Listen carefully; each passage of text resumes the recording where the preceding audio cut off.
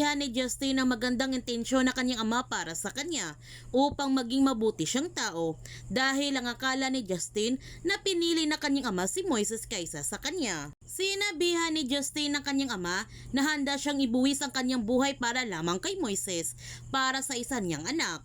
Hindi naman naintindihan ni Rafael ang mga sinasabi ng kanyang anak.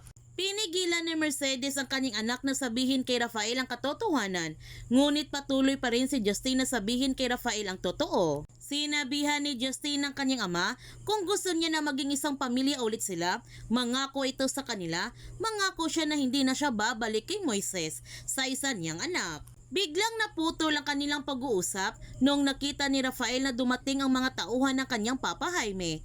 Nagtanong siya sa kanyang mag-ina kung paano nila nalaman. Di ba sabi niya na wala silang pagsasabihan? Sino sa kanila ang nagsabi? Inamin ni Justin sa kanyang ama na kailangan niyang sabihin sa kanyang lolo Jaime ang kanilang pagkikita ngayon. Hindi makapaniwala si Rafael na kaya siyang traidorin ng kanyang sariling anak. At nagmamadaling tumakas si Rafael upang hindi siya mahuli ng mga tauhan ng kanyang Papa Jaime. Hinabol naman siya ni Mercedes at sumama na rin ito sa pagtakas ni Rafael. Dumating naman si Major para iligtas si Rafael at nakipagbarilan siya sa mga tauhan ni Jaime. Ngunit walang laban si Major sa dami ng tauhan ni Jaime at namatay siya nito. Habang nagmamaneho ng sasakyan si Rafael, nananatili pa rin sa kanyang isipan ang mga sinasabi ni Justin na anak niya si Moises at naalala din niya si Christine. Ngayon may hinala na siya na si Mercedes ang posibleng pumatay kay Christine. Kaya dinala niya si Mercedes sa construction site para tanungin si Mercedes na nakilala na niya si Christine dati. Ang sagot ni Mercedes, paano niya malilimutan ang babaeng muntik nang sumira sa kanilang pamilya? Nagtanong si Rafael kung paano napunta si Christine dito sa bakanting lote. Nagsinungaling naman si Mercedes na hindi niya alam. Nagtanong ulit si Rafael sa kanyang asawa kung ano ang kanyang kinalaman sa pagkamatay ni Christine. Nagsinungaling ulit si Mercedes na wala siyang kinalaman sa pagkamatay ni Christine, ngunit hindi naniniwala si Rafael dito. Sinabihan ni Rafael si Mercedes na ang sabi ng autopsy na nanganak si Christine bago ito pinatay. May hinala siya na anak niya ang bata. Ang sabi ni Mercedes na hindi yan totoo. Nilapitan ni Rafael si Mercedes at hinawakan niya ito na mahigpit sa balikat at sabay sabi na alam ni Justin at alam niya na anak niya si Moises, kaya sabihin sa kanya ngayon kung ano ang totoo. Pero hindi pa rin inamin ni Mercedes kay Rafael ang katotohanan at ginukumbinsi pa rin niya si Rafael na bumalik na siya kay Jaime para maging buo na ulit ang kanilang pamilya. Ang sabi ni Rafael na hindi na sila babalik sa dati, hindi na. Pero si Justin kaya pa rin niya itong protektahan mula kay Jaime.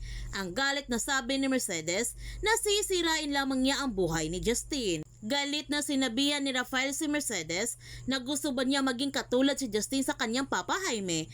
Anong klase siyang ina?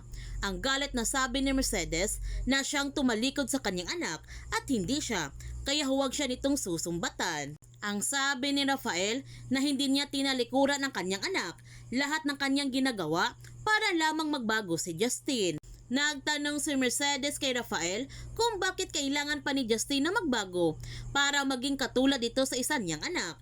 At napaiyak na lamang si Mercedes dahil nadulas ang kanyang dila at nasabi niya tuloy kay Rafael ang totoo na anak niya si Moises. Nagtanong si Mercedes kay Rafael, si Moises na ba ang kanyang pipiliin? Ang sagot ni Rafael, ang pipiliin niya ay gawin ang tama. Kung may kasalanan siya sa nangyari kay Christine, kailangan niyang managot at ipapakulong niya ito.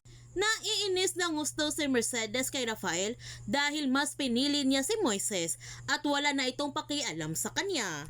Humingi ng tawad si Justin sa kanyang ina dahil nasabi niya kanina ang totoo sa kanyang ama.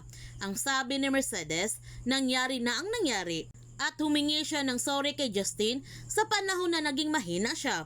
Pero ngayon, hindi na siya maging mahina at tanggap na niya na hindi na siya mamahalin ni Rafael. Ang sabi ni Justin na sila na lamang dalawa mula noon hanggang ngayon. Ang sabi ni Mercedes na hindi pa dahil nandyan pa ang kanyang lolo Jaime. Habang si Rafael, hindi siya makapaniwala sa kanyang nalaman na anak niya si Moises. Kaya huwag natin palalapasin ng kapanapanabik ng mga tagpo sa Pamilya Sagrado. Kung bago ka pa channel ko, don't forget to like, subscribe, and click notification bell para palagi kang updated sa mga videos in-upload ko. Thank you for watching and God bless to everyone!